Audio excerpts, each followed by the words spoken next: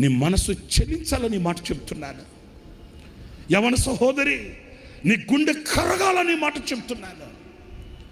నీ ఫ్యూచర్, నీ భావి భవిష్యత్తు ఆశీర్వాదకరముగా నిలవాలి. నిండు నూరేళ్ల జీవితం ఫలభరితముగా ఆశీర్వాదకరముగా నీ బ్రతుకు నిలవాలి అన్నప్పుడు నీ పని ఎలా చేస్తున్నావు? దేవుడు నీకు ఇచ్చిన పని, దేవుడు నీకు ఇచ్చిన కర్తవ్యం, దేవుడు నీకు ఇచ్చిన స్థానానికి ఎలా న్యాయం చేస్తున్నావు? నీ క్రియలు వజ్రపు ముక్కతో వ్రాస్తున్నాడు నా దేవుడు. కుటుంబపు బాధ్యతలు ఎరిగి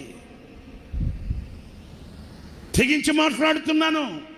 ఈరోజు నీ కళ్ళకు కనబడే తల్లి ఒకరోజు కనబడకుండా పోతుంది.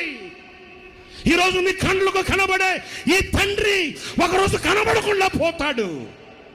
కనబడకుండా పోయిన తర్వాత అయ్యో నా తల్లికి నేను ఏం చేయలేకపోయానే అని నువ్వు ఏడ్చి ప్రయోజనం లేదు కదా.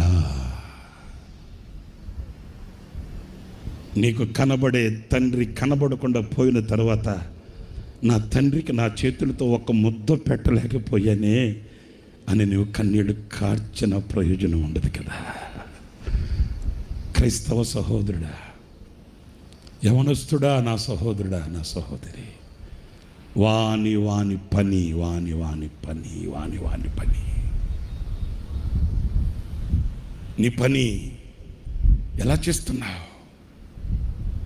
నీ పని నువ్వు శ్రద్ధగా చేయగలిగిన పనివాడివి అయితే, దేవుడు నీకు ఇచ్చిన స్థానాన్ని కాపాడుకుంటూ దేవుడు నీకు ఇచ్చిన పనిని గుర్తించిన పనివాడివి అయితే, నీ మీద ఈ రాత్రి పరిశుద్ధాత్మ కుమ్మరింపు కలుగుతుంది. ప్రైజ్ ది లార్డ్, హల్లెలూయా, హల్లెలూయా. నిన్ను వెతుక్కుంటూ ఈ రాత్రి వచ్చాడు.